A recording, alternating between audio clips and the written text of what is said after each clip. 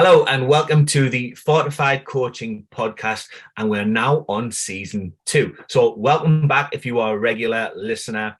We're now taking the podcast on YouTube as well, so you'll be able to watch us on YouTube and see our lovely smiling faces, which does happen sometimes. So then, how are you, Nina? I'm good, thank you. How are you? I'm not too bad, not too bad. Well, I guess for anyone that listened to us last season, there's been one or two changes. Main change is that Steve is unfortunately no longer with us. Oh, No, he's not died. When I say he's no longer with us, he's not dead.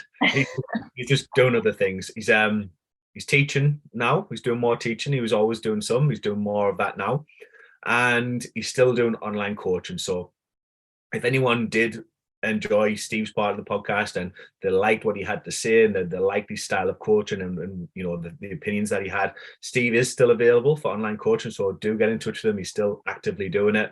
He's just not part of the Fortified Coaching podcast and team for the time being, unfortunately. I'm sure he'd love to come back on though. He loved the podcast. Well, as a guest speaker, Yeah, get him back on. He did, and he'll be jealous that we're doing the podcast for season 2 because he was always trying to get us to do season 2. But we're back. So what's been going on, Nina, since, God, I don't know how long ago the last podcast was now. It's easily a year. Were we still in lockdown? The last one we recorded? We did it in lockdown, but I think we maybe were, the last few episodes, we were probably just started returning to work. I don't know how far into things we were, but we definitely were, yeah. Well, obviously we're back in the gyms properly now. There's no restrictions or anything like that. And I guess it's back to business as normal. I think both me and you have grown quite significantly online. I would say the majority of our business is now online, thanks to lockdown. I think that's one thing I am thankful for when you reflect back. We wouldn't have had the time to build what we've built if it wasn't for lockdown. So I would say like 70% of our business is now mainly online. But it is good to get in the gyms and still have some physical one-to-one stuff with clients as well.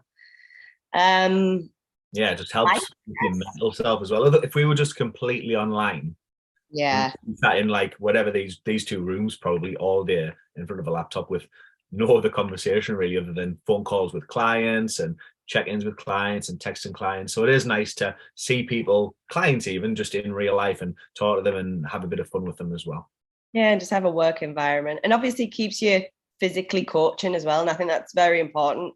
Like a lot of online coaches don't have coaching experience, and that baffles me. I think it's absolutely essential. I don't think you should be an online coach if you haven't been a PT first. I really don't. We mentor a lot of PTs, don't we? Like part of what we do is mentor PTs. Like Nina has a PT team in Middlesbrough with maybe 13 PTs, and she also goes to other clubs to help mentor other PTs and do workshops for them as well. I oversee a similar sort of thing as well. And, you know, we speak to loads of PTs, newly qualified PTs who are I just want to go online, you know, and they don't have any experience coaching real people in real life. So it just makes it much more difficult when someone comes to you with a problem, whether it's about technique, whether it's about things in their personal life. You don't really have that experience to really help them because you've never actually seen them, heard how they talk about their emotions, you know, the things that are happening in their life, and you don't know how to correct their form and exercises because you haven't done it in person. So it is difficult. So it's always good to keep your toe in the water and, you know, still do a little bit of one-to-one face-to-face stuff. Yeah, 100%. 100%. What else have we been up to? What's going on in life? In life, how about you? What you can go first. What is going on? I'm moving house. So are you? Yeah. You're getting married soon. Correct. Both unfortunately, well, not unfortunately, but both happening within the next 3 weeks. So that's quite a lot to do. Yeah. I'm hoping mine will also be in the next 3 weeks, moving house. I want to be in before Christmas. We'll see. So yeah, we've got a lot of stuff going on. What else are you going to say there, Nina? Sorry. No, I was just saying, is there anything else? No, I guess we should get into nuts and bolts of why we're here, really, aren't we? So yeah. The podcast is back, and we've came back to try and give you more help, try and give you more information, and to help you with things that you might be struggling with. And one of the things, I guess, that we've heard recently from our one-to-one online clients is all about motivation. It's not about motivation to get started. You know, these guys and girls, they're already motivated. They love going to the gym. They prefer to eat well and eat healthily than to eat junk. So they don't need motivation in that sense. But the clocks have just changed. The weather's getting colder. It's getting darker. They've had long days at work, and it almost becomes a lot more tempting, or even just easier, to just go home rather than to go to the gym. Same thing with on a morning. You know, are you really motivated to get out of bed? You know, 5 or 6 o'clock before work and go to the gym when it's cold. It's going to start getting icy. So how do we get around that? How do we still make sure that we're still doing things that are in line with our goals of, you know, being healthy, going to the gym, eating well, when the winter sets in, when the dark nights set in, when it's easy to go home and want more comfort? I guess for me, I want to talk about perception because I do think, because I mean, I would say you would agree, this happens to us as well. Like in terms of motivation, it dips this time of year, and it's mad. Like as soon as it's 5 o'clock at night, I'm like, oh, I need to be in the house. Like it's 5 o'clock and it's dark, and It is dark now as well. Now the clocks have changed. and it feels like your day has ended, and it hasn't. Because if this was the summer, you would have another 5 hours of daylight till 10 p.m. and you would be so much more productive. And it's like, why does that determine that we just stop doing anything? This was the summer, I'd be out walking until 8 o'clock still. Well, yeah, not continuously, like a break, but yeah, I'd still go out for a walk at 7 or 8 o'clock. But in the winter, it's like I need to get that done earlier. Yeah. So I do think like there is a perception that life stops at 5 p.m. because it's dark, and it's getting around that. And I think a lot of the time people procrastinate on things because of the perception that it's not going to be fun, or it's not going to be enjoyable, or it's not going to be X, Y, Z.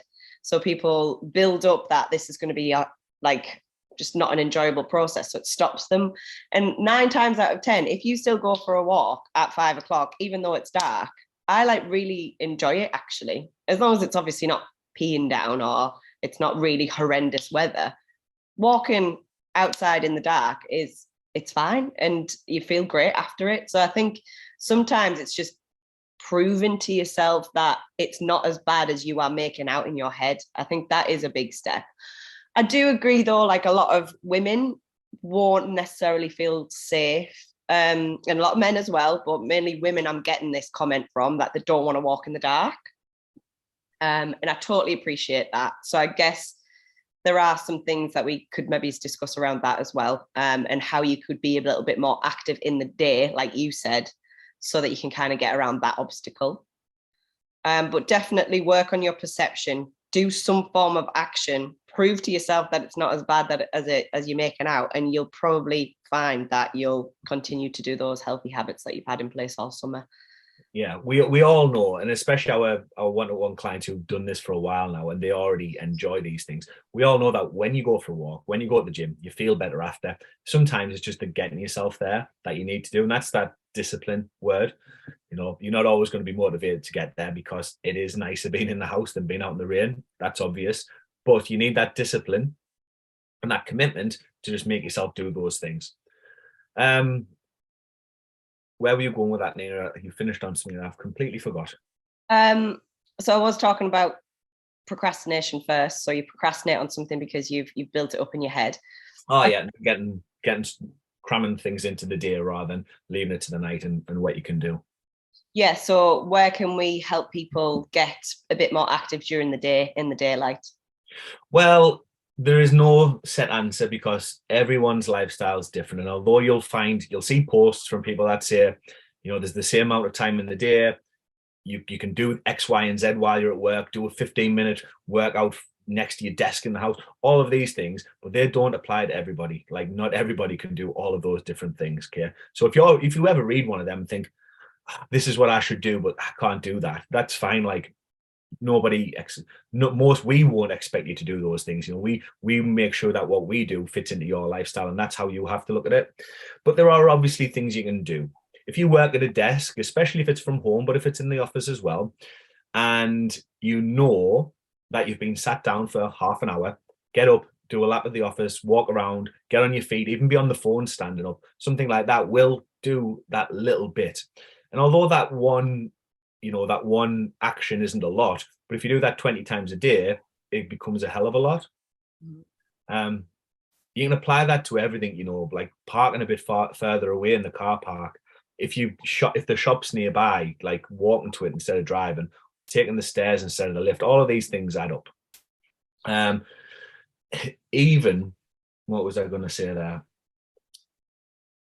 Oh yes, another one is, if you know that you need to get X amount of steps by X amount of times throughout the week, throughout the day. So let's say you know that if your goal is to hit 10,000 steps or whatever it might be, and you need to be at 5,000 by midday to hit that, just make sure that you break that down a little bit further. So by 7,000, make sure you've done 1.5.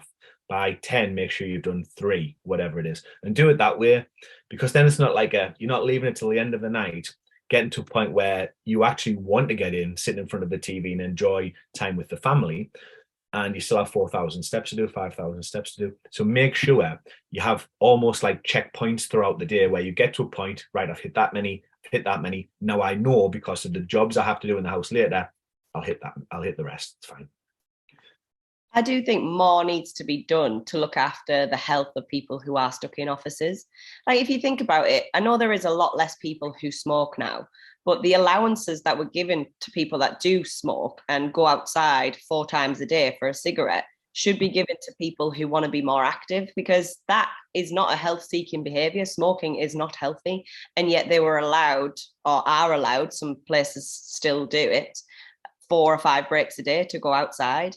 And it's kind of like, well, you need to be that person. If you're wanting to get your steps in the day, you want to be more active, you understand that it's going to make you feel better, it's better for your joints, it's better for your health in general to be moving around. It's not just about steps. You need to go to your office manager and you need to put something in place, or request that something is in place, so that you have the ability and the availability to be able to go outside even for 5 minutes.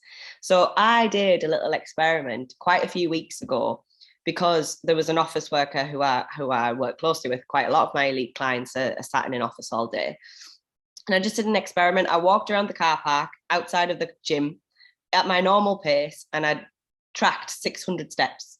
And I was like, well, if I went outside for 5 minutes and just walked around for 5 minutes, and I did that 4 times a day, that's over 2,000 steps added to the end of my day.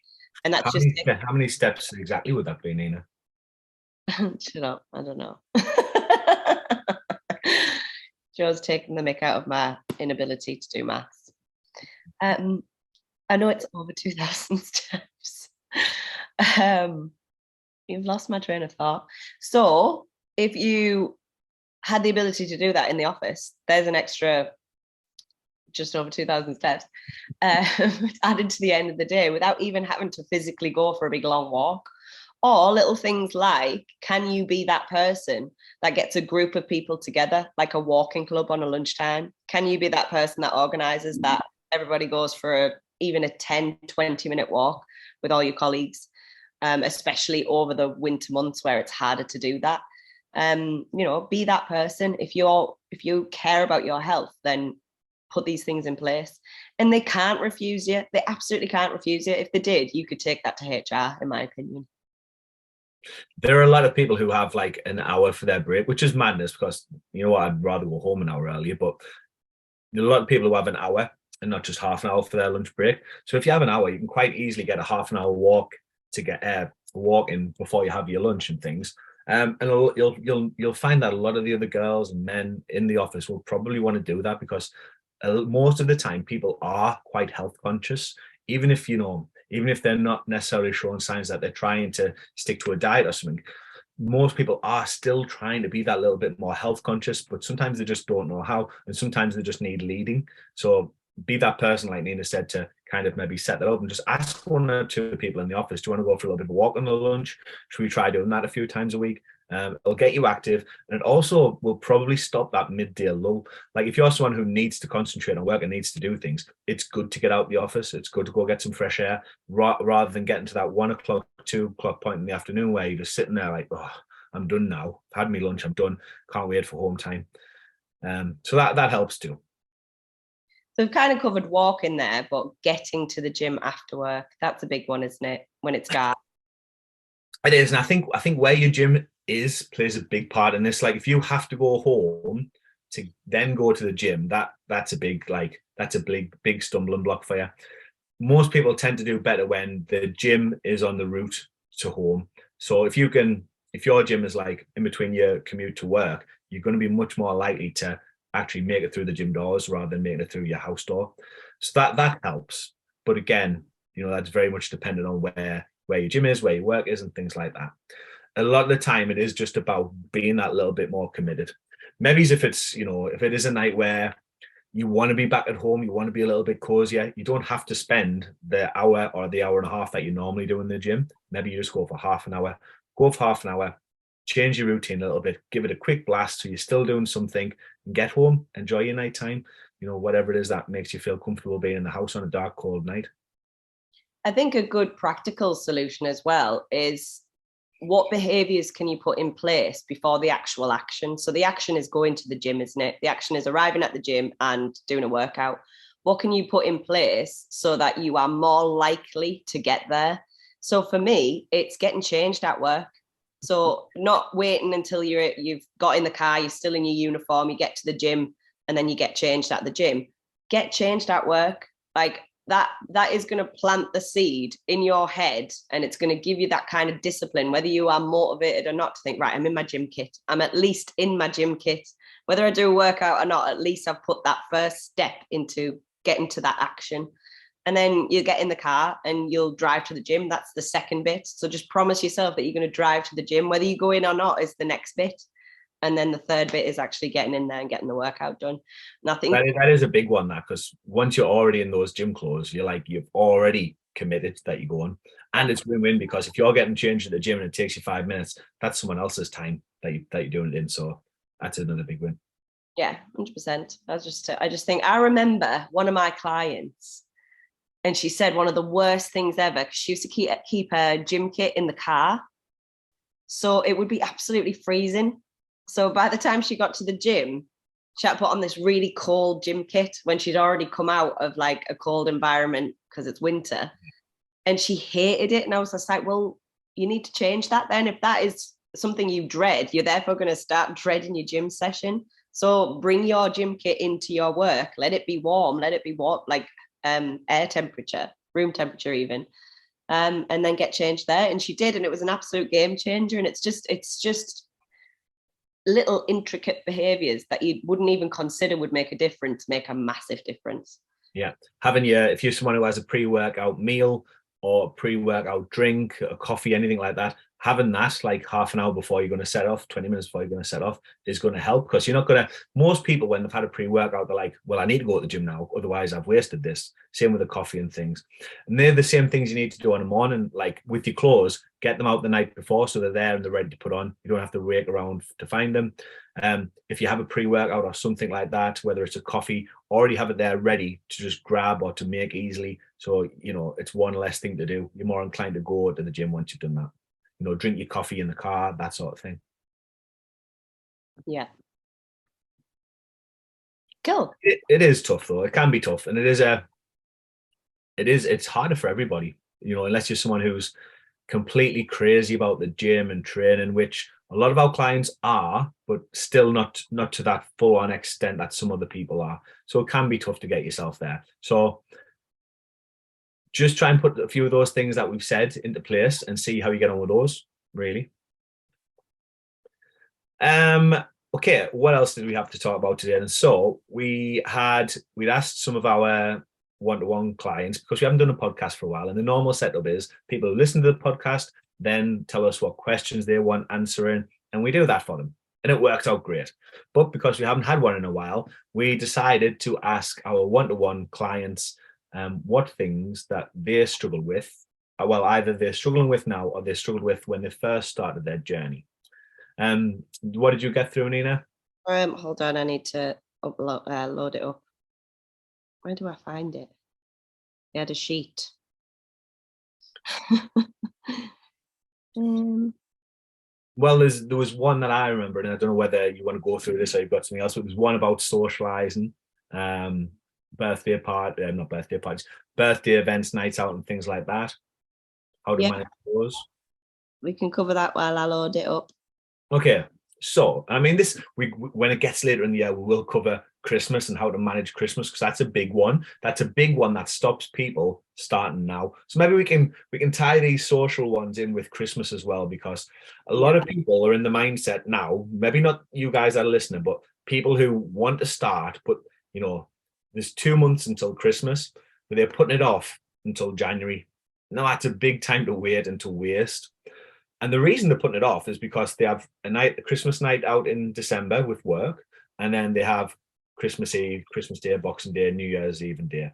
So like really, they've got like 1 week worth of events that they're starting for 2 full months. And when you think about it logically, it's madness because in the next 7 weeks before those events even start, 6 or 7 weeks, you could have made so much progress. And over that week of Christmas, you don't have to lose any of that progress anyway. But you could have such a head start on everybody who's wanting to start in January, and you yourself who's thinking about starting in January, you'll have such a head start on that person that the changes can be unbelievable. So, how you can navigate that is quite easy. There are lots of different ways, and there are lots of, me and Nina will have different clients who need different approaches, but it always comes down to looking at the bigger picture and kind of zooming out a little bit.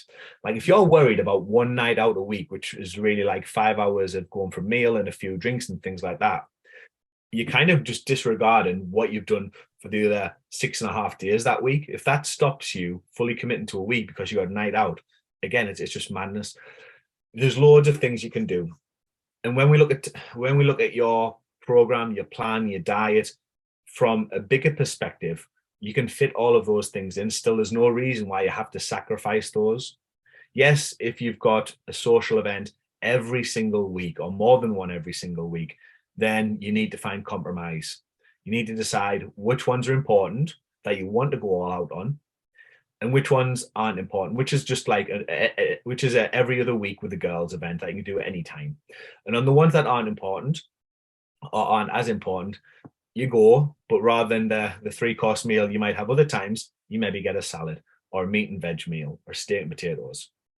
With the drinks, instead of having the cocktails, the wines, the ciders, if that's what you drink, you go for spirits and diet drinks, diet tonics, diet sodas, that sort of thing. And you will save a massive amount of calories.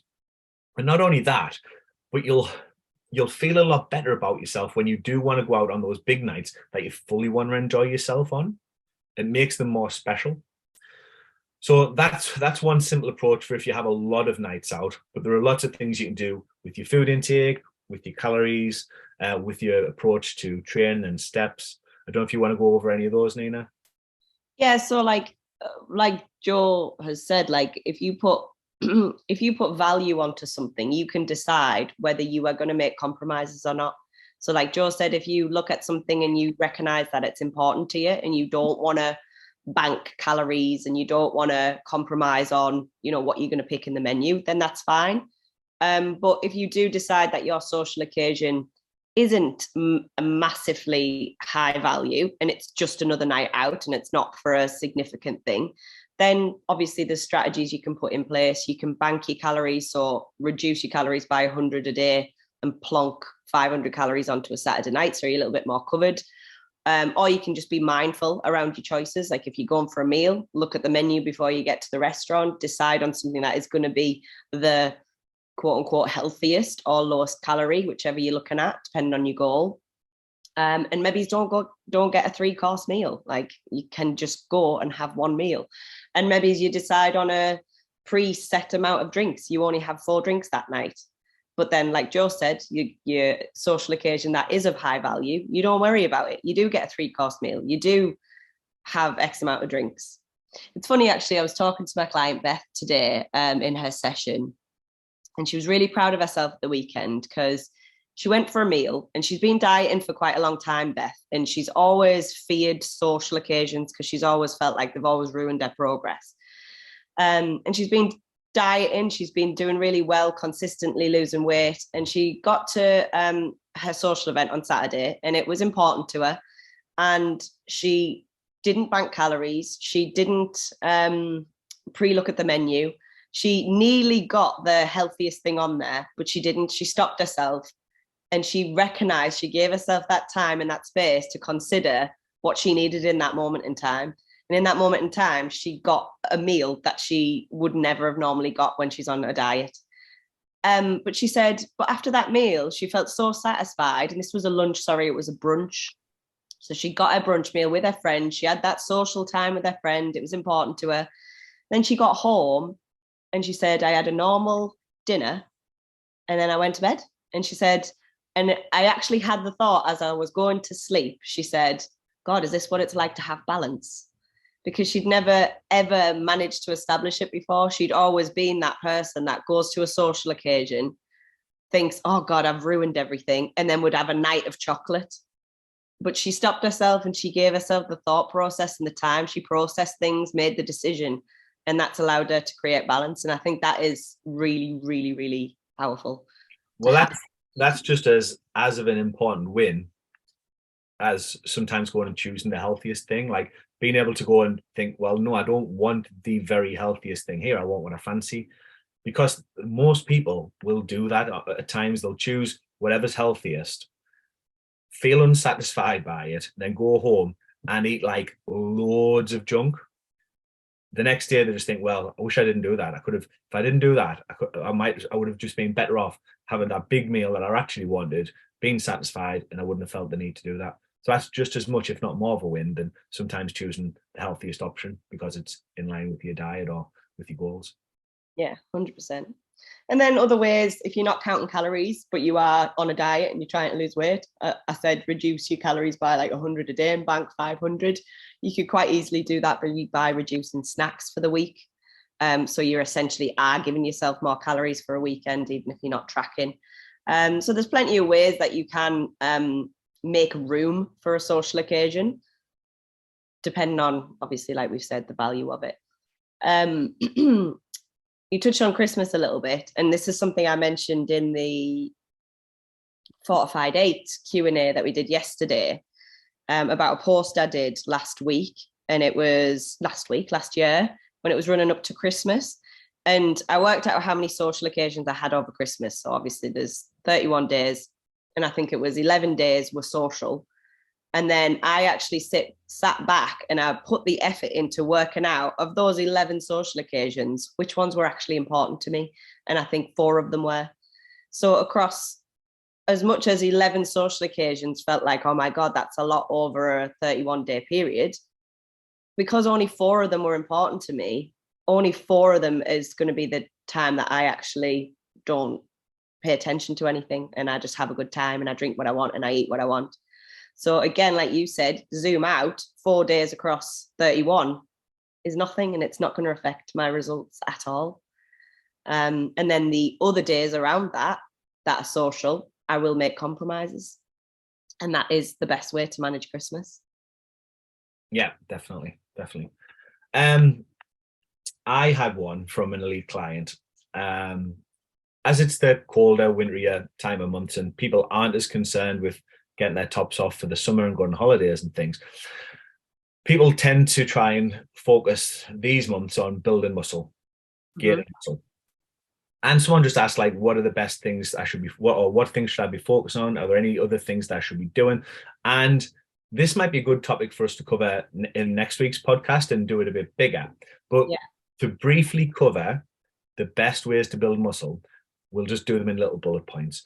Building muscle comes down to a few things. 1 is protein, and 2 is training, 3 is recovery. Okay. If we talk about the 3, protein being first, you need to make sure that you're not only just getting enough protein in the day, which is what a lot of people focus on. They have a target for protein and they make sure that they hit that number throughout the day.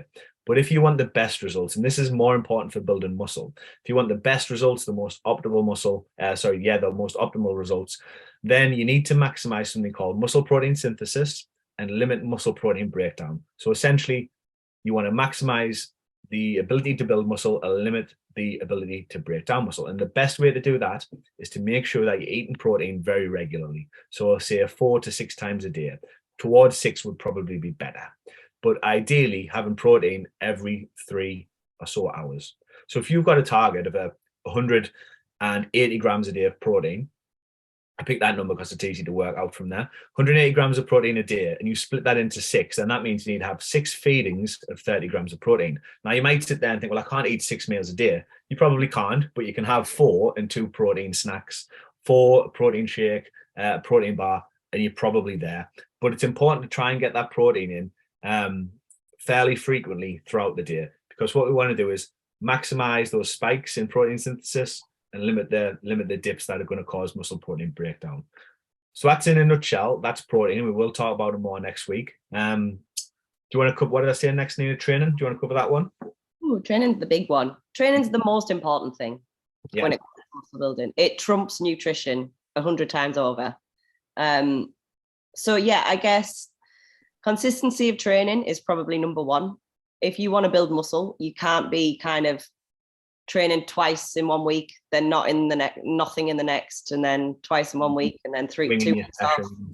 Yeah, like it's got to be consistent. Even if it's only consistently 3 times a week, which I would say if you want to build muscle, that is your minimum amount, I would say. 2 sessions a week, you probably wouldn't be able to get the adequate amount of volume to actually grow, whereas 3, you probably could. So 3 times a week minimum, consistency. Obviously, we talk about, when we'll go over this obviously probably a bit more, progressive overload, which is essentially improving across a series of weeks and months. And you can improve by either lifting heavier, doing more repetitions, increasing your range of movement. There's a lot to talk around about that. So if we're just bullet pointing, I won't go any further than that, but that is essentially it. And obviously, intensity is probably the next thing. So you want to be training as close to failure as you feel comfortable. I don't think you should be training to complete failure if you are doing big, heavy compound lifts. It's dangerous, and you're probably going to fuck yourself up for the rest of the session as well, because most of your compounds at the beginning. But feel free to maybe go to complete failure on a couple of isolation exercises at the end of your workout. But regardless of that, you should be training somewhere where your last couple of reps you are fighting for. And then that pretty much indicates that you train quite close to failure, and you're having the optimal amount of intensity to grow muscle. Yeah. So many people you see when you work in a gym and you see thousands of members across a week. So many people you see just come in, they're just winging it. They're just looking around thinking, right, I'll go over there next, or I'll go over there next. They don't know what weights they're lifting. They're just picking up something and seeing how it feels. Yeah. They are just completely guessing their workouts. And then that's why from year to year, and I'll generalize a little bit, but it's normally men, they just don't change. They come in, they do the same workouts every week. They mix it up. They do a bit of this, bit of that. They don't know what weights to lift, and they're never really getting any stronger. They'll have one day where they can lift 40 kilograms, one day where it's 20 kilograms, because that's how they feel on the day. So they never make any progress. They never record anything down. They don't know what they're doing. And it is a massive part of it. Yeah. So yeah, recording your weights, sticking to the same program, like you've said. It's people try and like change. I had a client check in at the weekend, and she was getting a bit bored because she'd been doing the same program for 3 or 4 weeks now. And she wanted to like change it every single week. So I had to explain that I understand why you want to do that, because you want to have something that keeps you mentally alert, like stimulates you. You're not just doing the same thing. But if you want to actually get results, some of the best programs in the world, or the people who are the biggest, who train the best, they'll just stick to the same program, as boring as it is, for like 6 months, 12 months, and they'll just do it. It's just another tick box exercise. Now, there's probably not a lot of fun in that. We do probably need to have a little bit of change every 6 or 8 weeks or so, just for that little bit of variety. But realistically, if you were able to stick to the same program for 12 months and every week add an extra rep or add a little bit of weight over a course of a month, you would probably see more progress than you have in your life, just by sticking to the same thing and getting better at it week in, week out. 12-month program. I thought that mine was bad with 12 weeks. But just to touch on that, because I know there's a bit of a debate, like a lot of people, if you are happy with your physique and you have spent years growing muscle and you just want to maintain it, say you enjoy training, you like to get in, it makes you feel good, and you are pretty much happy with what you've got, you can change your workouts every single session. You Yeah. will maintain muscle by doing different things all the time. So if you want muscle maintenance, go and do what you want. That's absolutely fine. If you want muscle growth, you have to be in a structured program for at least 6 weeks, 8 weeks, really, 10 weeks, 12 weeks optimally, depending on your training age. That's the difference between the two. Yeah, once you're where you want to be, you can do whatever you want as long as you're training the muscle. Look at like lockdown. You know, we were training every day, but we were training with bands, with little dumbbells, things like that. Nobody who was doing that really lost any muscle because the muscle just needed to be stimulated enough to stay. You didn't need to follow a program adding progressive overload. You just needed to stimulate the muscle, make it stay. Yeah. And the last one was recovery, wasn't it? Mm-hmm. So there's different sorts of recovery. There's recovery in between sets. There's recovery in between sessions for muscle groups. And there's obviously recovery in terms of your sleep. And they're all very important. You know, if we look at sleep first, if you're under recovering, you're going to find growing muscle very hard. You're not giving your body a chance to repair. You're also going to be more tired, more fatigued, lacking in energy. So your sessions aren't going to be as good as what they could be. If you're not, the same thing applies to your daily sessions. You know, if you're not leaving enough rest in between exercise to exercise or set to set, then you're not going to be able to get the most out of all of those exercises and sets. That's why when you program someone, some exercises might have 4 minutes rest, some might have 1 minute, some might have 30 seconds. And the reason being is that different muscles, different muscle groups, the exercises that you're doing might just demand more rest. But that's why you also need to kind of, if you're going to do something properly, kind of know that you're giving yourself enough time to be able to go again to your fullest potential. And then when it comes to resting in between sessions, it's not so much that you have to train one day, rest, but you have to allow a muscle group to rest. Like if you've went in to the gym on Monday and trained your legs really hard, which you should, you're not going to be able to do legs again on a Monday. On a Tuesday. You might not even be able to do it on Wednesday. So it's not that you have to rest every now and again in terms of having a rest day, but you just have to let the muscles recover and repair for a couple of days before you train them again. The newer you are to training, maybe the more rest and recovery you'll need. If you're 10 years into your training, you're an experienced lifter, you might need less recovery. But then again, that also depends on your training, because if you are an experienced lifter and you do more big lifts and heavy lifts, because the weights get heavier the longer you train, the more years you train, then again, you still might need plenty of recovery as well. Yeah, I think a lot of the things to do with recovery are very person dependent. Like optimal sleep is between 7 and 9 hours. I reckon my optimal sleep is 8. I always feel great after 8. I feel groggy after 9. I still feel knackered after 7. And I've kind of got to know that about my body, knowing that the optimal sleep is averagely between 7 and 9. So you need to try and work that out for yourself based on how you're feeling when you've had X amount of sleep. And then in regards to days off and how many recovery days you have, I think that is very person dependent as well. I need 3 days of recovery. I can only train 4 days a week. If I train 5 days a week, my 5th day has to be really kind of mainly accessory work, like literally isolation machines. I can't do any compounds on my 5th day. Otherwise, I can't recover well enough to put everything into my next session, because I do train hard. I do train close to failure. I do a lot of compound lifts. So my recoveries have to be quite significant. And I've learned that about my body, and I learn it about my clients as well. So pay attention to how quickly you are recovering. Are you picking up injuries? Are you picking up niggles? You know, that's an indication that you're potentially overtraining and you need an extra recovery day. So yeah, that's another like person dependent. How many times do you train a week? Well, I'd like to train 5 to 6. Sometimes I'll train 4. And when I train 4, it's like I know I've done like the minimum. I've perhaps not made a lot of progress, but I've done the minimum, because I know in 4 I'll get everything covered that I need to. But when I do, because of my split, the first 4 days are all different body parts. And then when I do the second 2 days, ideally it will be 2 full body, a lower body and upper body, for instance. So when I'm getting extra volume into those muscle groups, so I know that if I get the 6 days in, I'm in a position where I'm potentially building more muscle.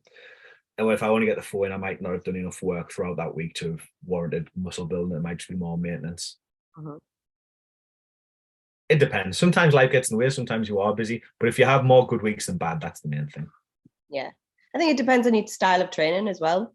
Like your body can deal with a lot more, isolated sort of exercises compared to compounds. Like I do a lot of compounds, so my central nervous system gets a little bit fried. Whereas people that work more machine work isolated, they probably can deal with more volume. So I guess it's how your style of training is also a personal thing. So it depends on those things. But yeah, I suppose some key things to note: if you are under recovering, you will pick up injuries quite frequently, niggles. You'll feel generally fatigued when you're working out very quickly. And then that's when you maybe need to try and assess and give yourself an extra day. Yeah. Rest between as well is also potentially gender specific. Females can. It's one of our only trump cards when it comes to training against men. We can recover quicker. Most of my females can recover in 60 seconds. It's quite interesting, actually. I have a group on a morning, 6 a.m. And there's 5 females and 1 male, bless him. And the females are ready to go after 60 seconds. Even if it's a big compound exercise like a squat or a deadlift, they're just like, right, ready to go. The one guy I've got, he's like, I need longer. I can't physically, I can't go. He needs like twice as much recovery between sets. And it's only when I've had them both together that it's kind of, you can see that. So men do probably need a little bit longer to recover between sets than women. And also depends on your phase, I guess. If you're doing more sort of high volume work, you might need less rest between sets. If you're doing more strength work, so 5x5, that kind of thing, then you're going to need a couple of minutes. So that's another determinant for recovery. Yeah, absolutely. Yeah. And yeah, just on my training, I'm more prone to getting injuries, so I don't really do any compounds. So most of my stuff is isolation, or it is machine work, or it is stuff that isn't overly risky. So I don't necessarily need more recovery time. I don't need more rest in between sets and things like that. So they do make a big difference. Yeah. Awesome. I think that was it for this week, and we will cover muscle building again in more depth soon. If not next week, then maybe the week after. Yeah, so if you have listened and you've enjoyed it, give it a like, give it a share. We are back, and we'll be keeping this going for another full series on a weekly basis where possible. If you have anything that you want us to discuss, any topics about health, fitness, diet, mindset around training or nutrition, whatever it is, then get in touch. You can find us on our Instagrams. You can find us on Facebook, wherever you need to be. And get in touch. Let us know what you want to hear about, and we'll make it a topic for one of our upcoming podcasts. Perfect. Right. Thanks for tuning in, guys, and we'll speak to you again next week. Thank you. Thanks. Bye.